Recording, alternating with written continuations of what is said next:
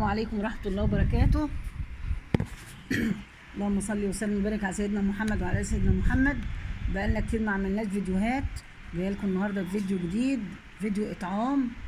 ما شاء الله لا قوه الا بالله، عامله ما شاء الله. عاملين هو ما طلعش وجبات كتير يعني، بس بطلع ايه الوجبات اللي بقدر اعملها انا، وعاملين كده جروب انا واصحابي بنطلع ايه عاملين من خلاله بتاع ده. كل حد بيتبرع بحاجه وانا الايه بتصب عندي الحاجات دي، وبنعمل ايه وجبات بيها.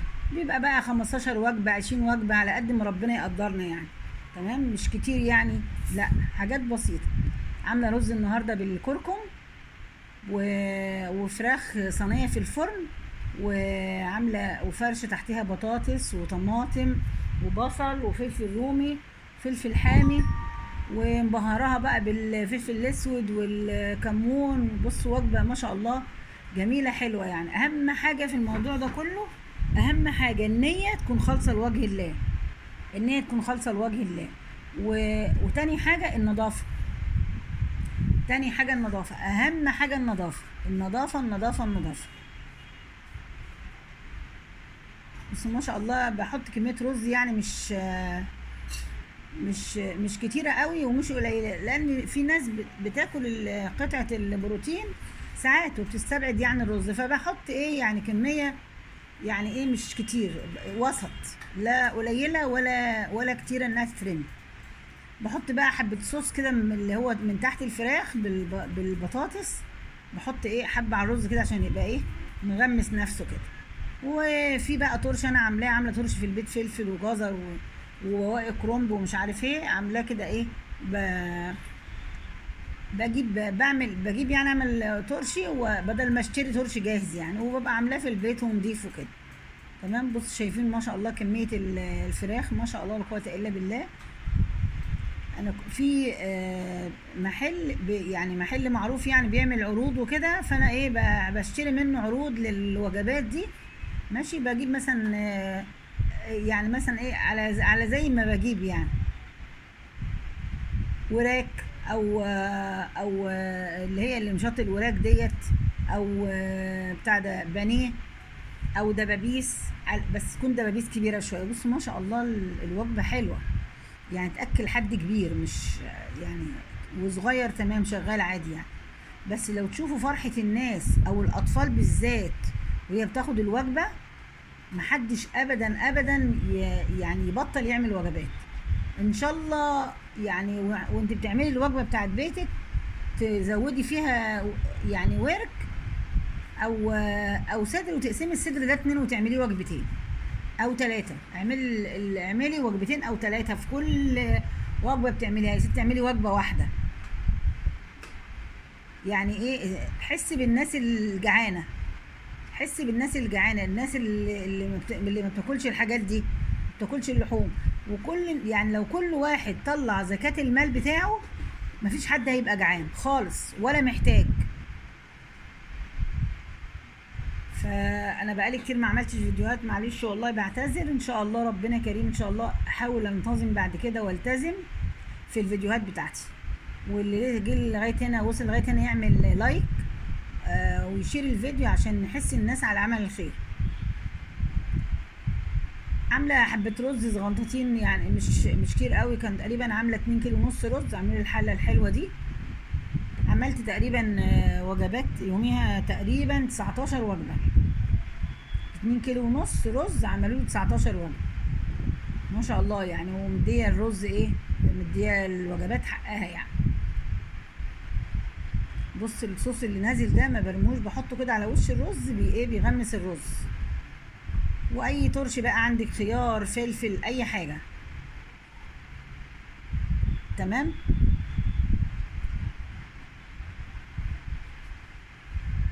حاولي اهم حاجه بتبهري الاول. اقول لكم بعد كده هجيب لكم طريقه التبهير وكده.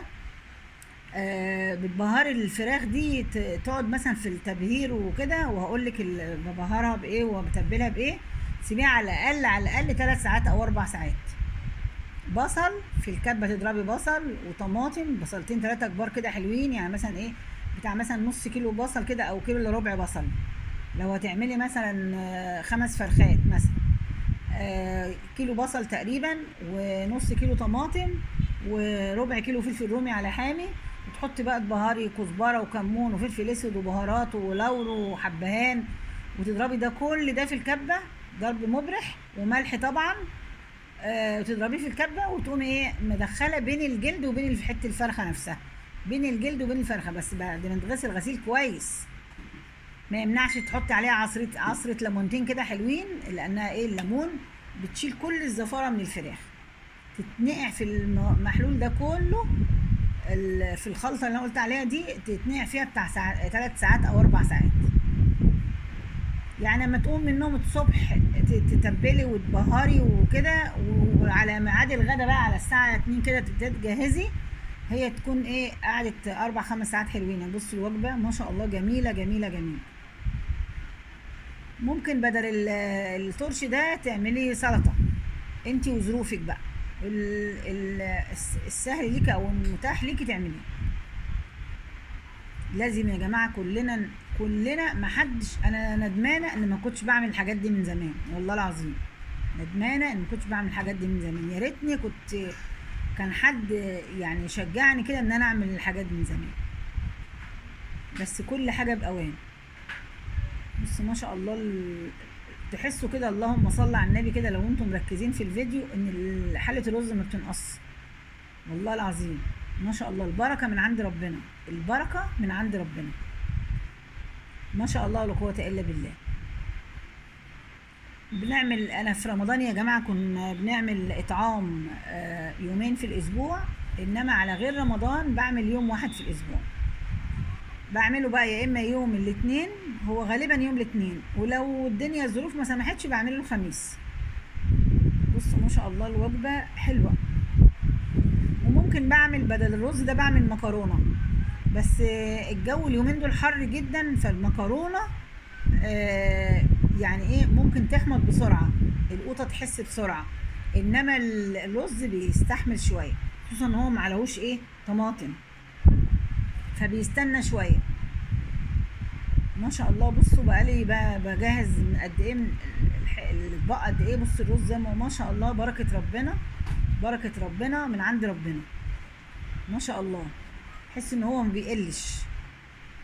وبحط حبه رز حلوين، بصوا بحط يعني هنا وهنا. انا ممكن ما احطش يعني مثلا ما اعملش سلطه ولا اعملش ترش ولا حاجه، بس طالما موجود لا يعني تطلعي احسن حاجه عندك.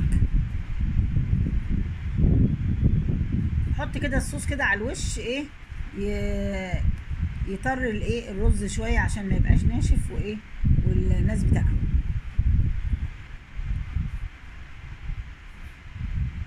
ما شاء الله. الجزر ده انا اللي عاملاه برضو، وانا اللي عامله الفلفل خليلاه، ما شاء الله ولا قوه الا بالله.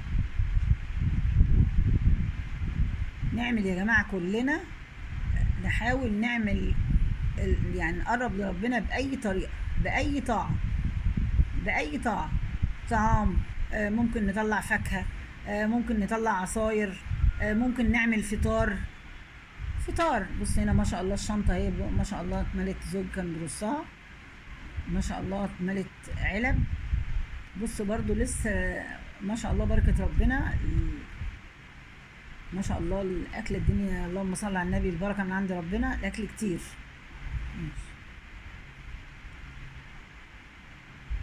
ما شاء الله ما شاء الله. وهم كل الاول عن اخر 19 وجبه، يعني ما شاء الله. عملت تقريبا صينيتين كده فراخ، اللي هي بتاع اللهم صل على النبي. لقيت كده عليها عرض كده، اللي هي امشاط الاوراق دي عليها عرض، فجبت كميه حلوه وتبلتها زي ما قلت لكم، التتبيله اللي قلت لكم عليها ديت، وبيتها متبله. او لو انا مش متاح ليا ان انا بيتها متبله، بعملها زي ما قلت لكم كده ايه بتاع ايه 4 أو 5 ساعات. بص الرز ما شاء الله، بعمل في العينتين رز عشان خاطر ايه تبقى الوجبه ايه لحد ما مشبعه شويه. وعليها حته الفرخه زي ما بتاع دبابيس شغاله، صدور شغاله كتير. بعمل بانيه ومكرونه، بس زي ما قلت لكم اليومين دول حر جدا، يعني مش مستحب ان تعملي ان اعمل مكرونه يعني. بس ما شاء الله ان شاء الله النهارده الجو بدأ يتحسن اهو، ان شاء الله نظبطهم بقى في مكرونه بعد كده. ما شاء الله ما شاء الله. ما ننساش المعلقه، عشان لو نسيت المعلقه اللي هياكل هيحتاس، لو كبير ولا صغير هياكل ازاي؟ ما ننساش المعلقه. بسم الله ما شاء الله. دي الوجبه دي يا جماعه بتتكلف تقريبا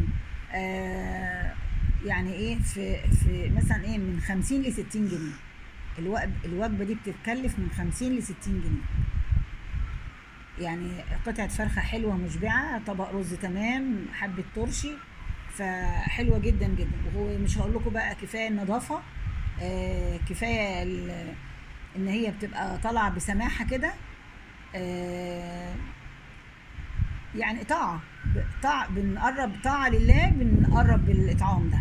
بس اهم حاجة ربنا يعني يا ربنا يتقبل منا ان شاء الله، يبقى في تسامح كده واحنا بنعمل. ما شاء الله حتى الوجبة شكلها والله العظيم مفرح مبهج كده، زي ما تكون بتتكلم كده. بيبقى في سماحة في العمايل. زوجي بيساعدني ما شاء الله، ربنا يديله الصحة يا رب، بيساعدني في الإطعام، والأهم من الإطعام الفلوس. فربنا يا رب يدي كل واحد على قد نيته وضميره، ويديله من جنس العمل اللي هو بيعمله. ربنا يتقبل منا جميعا. ربنا قال انما نطعمكم من وجه الله لا نريد منكم جزاء ولا شكورا. ده كان الفيديو بتاعنا النهارده يا جماعه. يا ريت يبقى في تواصل تاني، ويا ريت يبقى في لايك، ونشير الفيديوهات عشان نشير في الخير. نشير الفيديو ده في الخير عشان الناس كلها تتعلم احنا كلنا بنتعلم من بعض. ولو حد عنده افكار اطعام يا ريت يقول لي عليها، ان احنا ايه ناخد افكار ونعمل حاجات جديده. يعني ان شاء الله باذن الله انا بفكر في حاجات جديده في دماغي، ان شاء الله هعملها باذن الله. ربنا يقدرنا على فعل الخير، وربنا يتقبل منا جميعا ان شاء الله. اشوفكم على خير، ويا ريت ما تنسونيش في اللايك والشير والمتابعه. اللي مش متابع عندي يلا يعمل متابعه. تمام. انا ماما سوير كيتشن فاميلي ميكس. يا ريت الناس اللي نسيتني ترجع تاني ونتواصل مع بعض تاني. وكل سنه وانتم طيبين، ونعاد عليكم الايام بخير.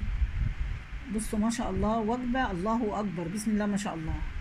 اشوفكم على خير، وتصلوا على النبي كتير يا جماعه، وعشان ربنا يفك الكرب اللي احنا فيها دي، ويصلح حال بلادنا ان شاء الله باذن الله. اشوفكم على خير، والسلام عليكم ورحمه الله وبركاته.